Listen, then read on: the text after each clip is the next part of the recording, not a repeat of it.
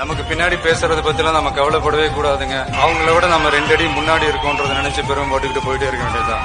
என்னுடைய வணக்கம் நண்பா, welcome to RK Arun channel. இந்த படத்தில் எந்த வீடியோ ரிவ்யூ பார்க்க போகிறோம்னா மெட்ராஸ் மேட்னி படத்தோட திரையம்சம் தான் பார்க்க போகிறோம். சத்யராஜ், காளி வெங்கட், ரோஷி ஹரிப்பிரியா, செலினோ, நெபின் பாபுகுமார், ஜார்ஜ் மேரின் இவங்க தான் முக்கிய கதாபாத்திரங்களாக இந்த படத்தை நடிச்சிருக்காங்க. இந்த படம் கிட்டத்தட்ட 2.25 மணி நேரம் படம் வருது. இது காமெடி, ட்ராமா, சோஷியல் ஃபிலிம் கேட்டகரியில் இந்த படம் எடுத்திருக்காங்க. டைரக்டர் கார்த்திகேயன் மணியன். இந்த படத்தோட ஒன்லைன் ஸ்டோரி பார்க்க முன்னாடி இது போன்ற படங்களை தமிழ் சினிமாவில் நிறைய பேர் ஆதரிக்காமவே விட்டுறாங்க. இது ஒரு அண்டர் ரேட்டட் மூவியாகவே போயிடுது. இந்த படத்தில் அப்படி என்ன தான் கதை, என்ன ஃபீல் குட் மூவியாக இருக்குது அப்படின்றத இந்த படத்தோட ரிவ்யூவில் பார்க்க போகிறோம். அதுக்கு முன்னாடி நம்ம சேனலுக்கு இப்போ தான் முதல் வரீங்கன்னா மறக்காமல் கீழே இருக்க ரெட் கலர் சப்ஸ்கிரைப் பட்டன் அமைக்கிங்க. வாங்க வீடியோக்குள்ளே போகலாம்.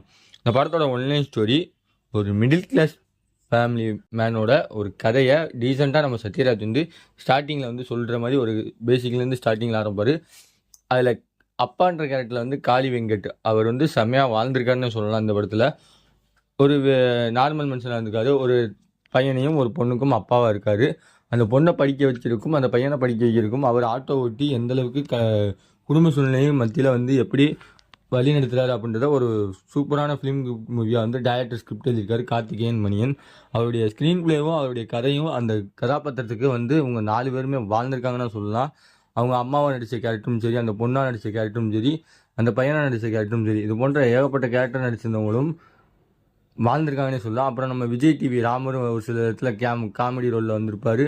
அப்புறம் கீதா கலேசமம், அந்த பச்சோந்தி அக்கான்னு சொல்லுவாங்க. அந்த படத்தை பார்த்தீங்கன்னா உங்களுக்கு தெரியும். பச்சோந்தி அக்கா கட்சி விட்டு கட்சி தாவினாலும் பச்சோந்தின்னு சொல்லுவாங்க. பச்சோந்திக்கு காரணம் இப்போ இது கிடையாது அப்படின்ற மாதிரி.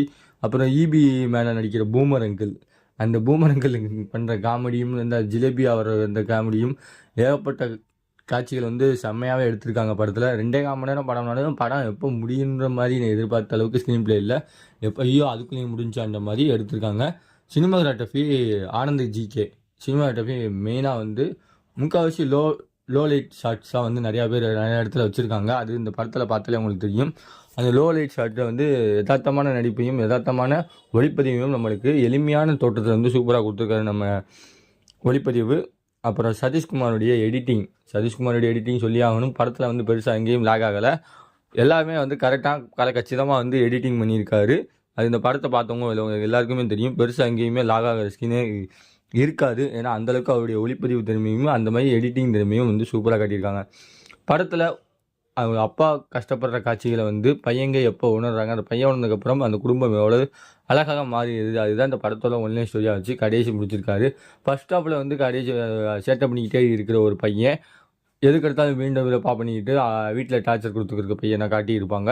அவங்களுடைய வில்லேஜ், அதாவது விண்டேஜ் ஸ்டோரி, அதாவது ஓல்டு ஃப்ளாஷ்பேக் ஸ்டோரியில் அந்த பையன் எந்த அளவுக்கு சேட்டை பண்ணுவார், இடையில காணா போகிற காட்சிகள், இந்த மாதிரி ஏகப்பட்ட காட்சிகள் சொல்லியிருப்பாங்க. அந்த மாதிரி வர காட்சிகள் நல்லா காமெடி பண்ணியிருப்பாங்க. அது நம்ம விஜய் டிவி ராமரோட காட்சிகளில் நிறையா பேர் காமெடி பண்ணியிருப்பாங்க. ஃபஸ்ட்டு சீனில் அந்த மாஞ்சா நூல் போடும்போது காப்பி எடுத்துகிட்டு வர காமெடிகள், இந்த மாதிரி ஏகப்பட்ட காமெடி சொல்லிட்டே போகலாம். ஈபி பூமர் அங்கிள் அவர் பண்ணுற காமெடி, அவர் இன்ட்ரோ பண்ணுற சீன்ஸ் எல்லாம் காட்டுற விதம் சூப்பராக காட்டியிருப்பாங்க. அது ரசிக்கும்படியாக இருந்துச்சு ஸ்க்ரீனில். அதாவது ஒரு கேரக்டரை இன்ட்ரோ பண்ணுற சீனை ஒவ்வொரு சீனையும் சூப்பராக காட்டியிருப்பாங்க. ஃபஸ்ட்டு சீன்லேயே ஒயின் ஷாப்பில் குடிக்கிறது, எனக்கு அந்தளவுக்குலாம் கதை இல்லைப்பா, என்னையப்பா ஸ்டோரியாக வச்சு எடுக்கிறீங்க அப்படின்னு. அது அங்கேருந்து நம்ம வெங்கட் காளி குடிக்க வருவார் ஒயின் ஷாப்பில். அங்கேருந்து அவருடைய ஒன்லைன் ஸ்டோரியை ஃபுல் ஸ்டோரியாக நம்ம டேரக்டர் அங்கேருந்து ஸ்க்ரீன் பிளே ஆரம்பிச்சிருப்பார். இந்த மாதிரி படத்தில் கிரேட்டு ஆக்ஷன், அந்த மாதிரி great direction, music, screen play எல்லாமே சேர்ந்து மெட்ராஸ் ப்ரொடக்ஷனில் ரிலீஸ் ஆன மெட்ராஸ் மேட்னி படத்தோட திரையம்சம் தான் இந்த வீடியோவில் பார்த்தீங்க. இந்த படத்துக்கு ஆர்கே சேனல் ரேட்டிங்னு பார்த்தீங்கன்னா 5க்கு 3 தருவேன். இந்த படத்தை பார்த்துட்டு உங்களுடைய கருத்து என்னென்னு மறக்காமல் கமெண்ட் பாக்ஸில் கமெண்ட் பண்ணுங்கள். அடுத்த ஒரு வீடியோவில் சந்திக்கிற வரை உங்கள் இந்த வீடியோ உங்கள் ஆர்கே அருண். By viewers.